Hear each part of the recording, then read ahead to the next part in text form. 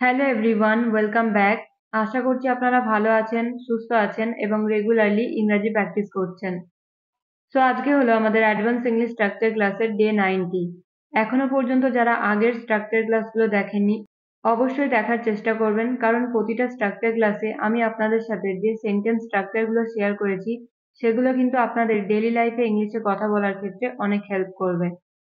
প্রতিটা স্ট্রাকচারই কিন্তু খুবই ইম্পর্ট্যান্ট এবং ডেইলি লাইফে ইংলিশে কথা বলার ক্ষেত্রে আমাদের কিন্তু এই স্ট্রাকচারগুলো জানা প্রয়োজন। সো অবশ্যই আপনারা চেষ্টা করবেন আগের ভিডিওগুলো দেখার। তো চলুন এবার আজকের ভিডিওটা শুরু করা যাক। যতক্ষণ না আমি বলবো সেখানে যেও না। যতক্ষণ না আমি বলবো চোখ খুলবে না। যতক্ষণ না আমি বলবো চুপ করে থাকো। যতক্ষণ না আমি বলবো তুমি যাবে না।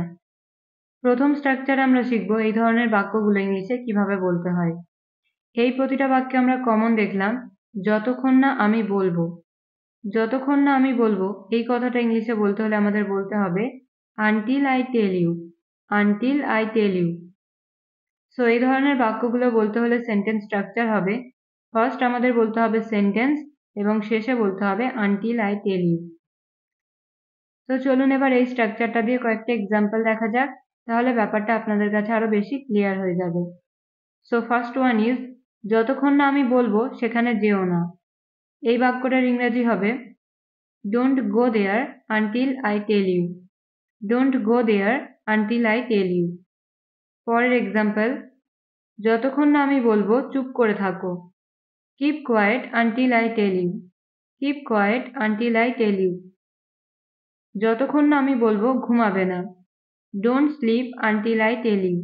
Don't sleep until I tell you. যতক্ষণ না আমি বলবো তুমি কাজটা করবে না।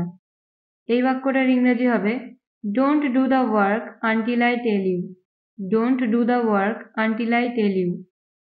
যতক্ষণ না আমি বলবো এখান থেকে যাবে না। এই বাক্যটার ইংরেজি হবে don't go from here until I tell you. Don't go from here until I tell you. So আপনারা দেখলেন এই স্ট্রাকচারের সাহায্যে আমরা এই ধরনের সেন্টেন্সগুলো কত সহজে বলতে পারি।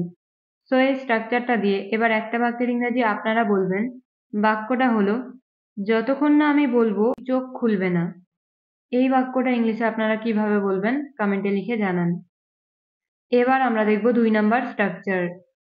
আমরা অনেক সময় এই ধরনের বাক্যগুলো বলে থাকি, যেমন কোনো ব্যাপার না, আমি তোমার সাথে আছি।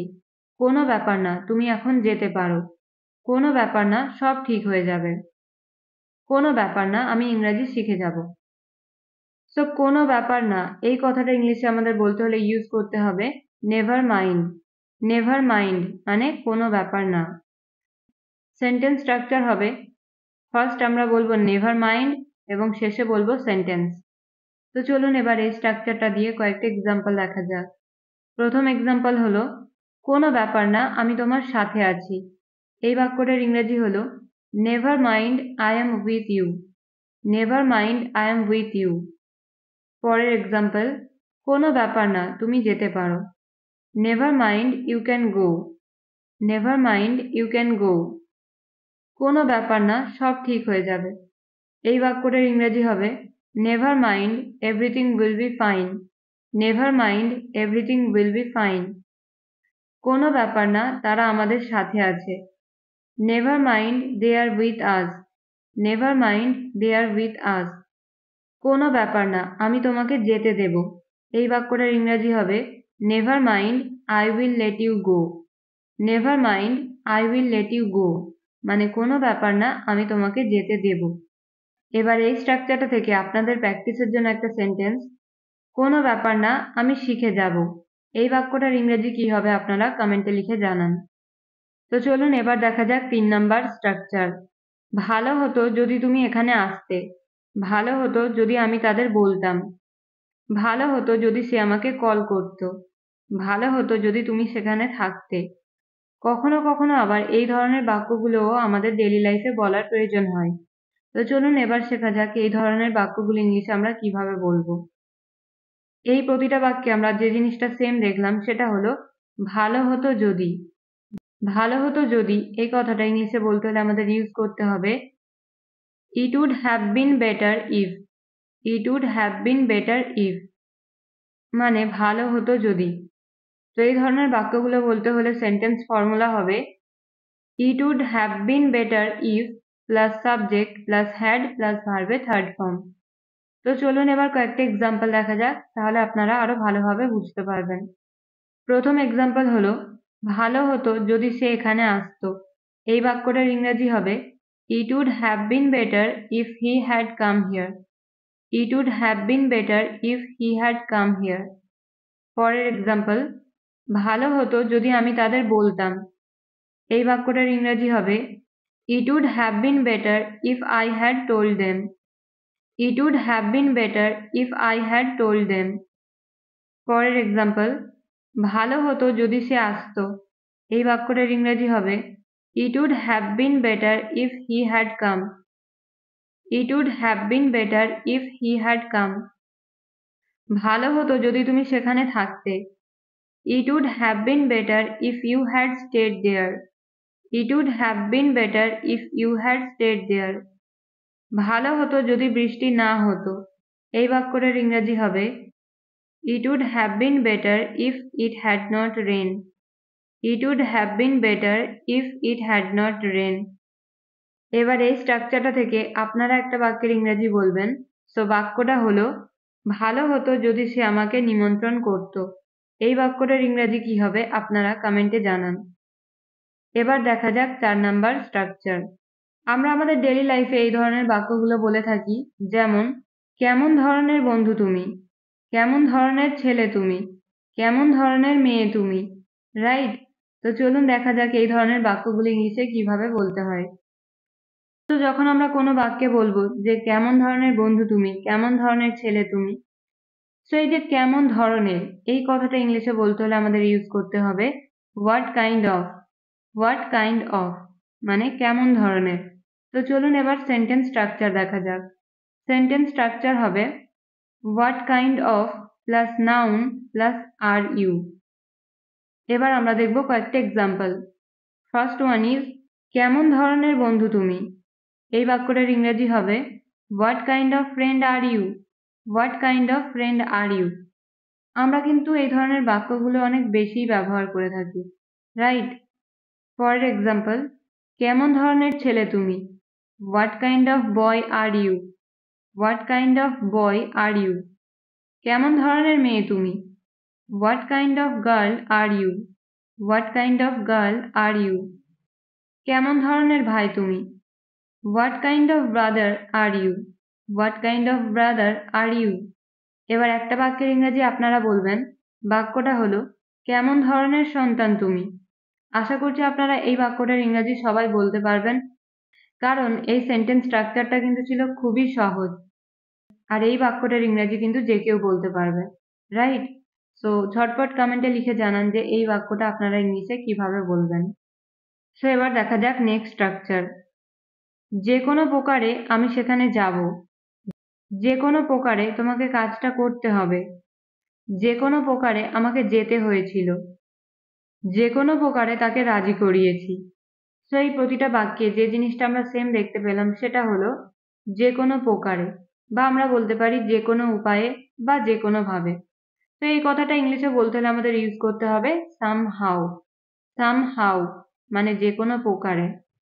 এই ধরনের বাক্যগুলো বলতে হলে সেন্টেন্স স্ট্রাকচার হবে ফার্স্ট আমরা বলবো সেন্টেন্স এবং শেষে বলবো সামহাউ। অথবা আমরা প্রথমে যদি সামহাউ বলি এবং পরে সেন্টেন্স বলি তাহলেও কোনো প্রবলেম নেই। তো চলুন এবার এক্সাম্পল দেখা যাক। প্রথম এক্সাম্পল হলো যে কোনো ভাবে আমি সেখানে যাব, বা যে কোনো প্রকারে আমি সেখানে যাব। এই বাক্যটার ইংরেজি হবে I will go there somehow. I will go there somehow. বা আমরা বলতে পারি somehow I will go there. পরের এক্সাম্পল যে কোনো প্রকারে তোমাকে কাজটা করতে হবে, বা যে কোনো উপায়ে তোমাকে কাজটা করতে হবে। এই বাক্যটার ইংরেজি হবে you have to do this work somehow. You have to do this work somehow. বা আমরা বলতে পারি somehow you have to do this work. Next যে কোনো প্রকারে আমাকে যেতে হয়েছিল। Somehow I had to go. Somehow I had to go. বা আমরা বলতে পারি I had to go somehow. I had to go somehow. যে কোনো প্রকারে আমি তোমাকে সাহায্য করব। এই বাক্যটার ইংরেজি হবে somehow I will help you. somehow I will help you. যে কোনো প্রকারে আমি তাকে রাজি করিয়েছি। এই বাক্যটার ইংরেজি হবে somehow I convinced him. somehow I convinced him. বা আমরা বলতে পারি I convinced him somehow. I convinced him somehow. Right? এবার একটা বাক্যের ইংরেজি আপনারা বলবেন। বাক্যটা হলো যে কোনো প্রকারে আমাকে জবটা পেতে হবে। এই বাক্যটার ইংরেজি কি হবে আপনারা এবার কমেন্টে লিখে জানান। এবার আমরা দেখব 6 নাম্বার স্ট্রাকচার। কখনো কখনো আমরা আবার এই ধরনের বাক্যগুলো বলে থাকি আপনার ওপর কোনো ভরসা নেই, তার ওপর কোনো ভরসা নেই, এই কাজের ওপর কোনো ভরসা নেই, এই জীবনের ওপর কোনো ভরসা নেই। তো চলুন এবার শেখা যাক এই ধরনের বাক্যগুলো আমরা ইংলিশে কিভাবে বলবো। যখন আমরা কারোর ওপর ভরসা করতে পারি না বা কেউ যখন আমাদের কাছে সেইভাবে ভরসার যোগ্য না, তখন আমরা এই ধরনের বাক্যগুলো ব্যবহার করে থাকি। রাইট? যখন আমাদের কারো প্রতি কোনো ভরসা নেই বা কোনো কাজের ওপর আমাদের কোনো ভরসা নেই, সেই অর্থে আমাদের ইংলিশে ইউজ করতে হবে নট রিলায়েবল। Not reliable. এই ধরনের বাক্যগুলো বলতে হলে সেন্টেন্স স্ট্রাকচার হবে subject plus am is are plus not reliable. এবার দেখা যাক এক্সাম্পল। আপনার ওপর কোনো ভরসা নেই। এই বাক্যটার ইংরেজি হবে you are not reliable. You are not reliable. তার ওপর কোনো ভরসা নেই। এই বাক্যটার ইংরেজি হবে he is not reliable. He is not reliable. এই কাজের ওপর কোনো ভরসা নেই। This work is not reliable. This work is not reliable. জীবনের ওপর কোনো ভরসা নেই। Life is not reliable. Life is not reliable. তোমার বন্ধুদের ওপর কোনো ভরসা নেই। Your friends are not reliable. Your friends are not reliable. এবার একটা বাক্যের ইংরেজি আপনারা বলবেন। বাক্যটা হলো তোমার ওপর কোনো ভরসা নেই। আশা করছি এই বাক্যটার ইংরেজি আপনারা সবাই বলতে পারবেন। দেরি না করে ঝটপট কমেন্টে লিখে জানান যে এই বাক্যটা ইংলিশে আপনারা কিভাবে বলবেন। এই ভিডিওতে আবারও আমরা কত সহজে 6 ধরনের অ্যাডভান্স ইংলিশ স্ট্রাকচার শিখে নিলাম। এবার আপনাদের কাজ হলো আরো নানা ধরনের সেন্টেন্স নিজেরা বানিয়ে প্র্যাকটিস করা। কারণ যত বেশি আপনারা প্র্যাকটিস করবেন তত বেশি আপনাদের এই স্ট্রাকচারগুলো মনে থাকবে এবং আপনাদের ডেইলি লাইফে ইংলিশে কথা বলতে সুবিধা হবে। চলুন এবার আজকের ভিডিওটা এখানেই শেষ করছি। আবার একটা নতুন ভিডিওর সাথে দেখা হবে। Till then stay happy and keep learning.